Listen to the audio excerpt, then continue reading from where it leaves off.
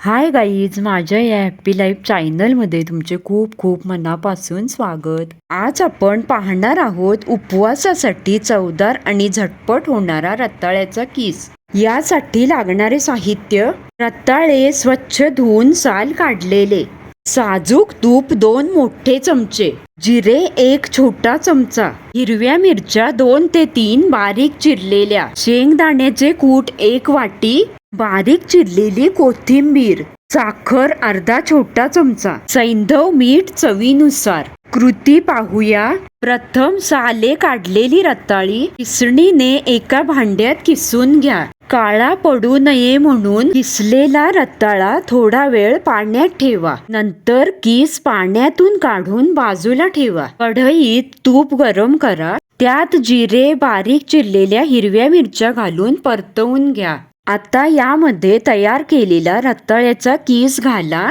आणि तुपावर 2 ते 3 मिनिटे चांगले परतून घ्या. किस थोडा मऊ झाला की त्यात शेंगदाण्याचा कूट, सैंधव मीठ आणि साखर घाला. सर्व मिश्रण व्यवस्थित मिक्स करा. कढईवर झाकण ठेवून मंद आचेवर 2 ते 3 मिनिटे वाफ काढून घ्या, जेणेकरून रताळा पूर्ण शिजेल.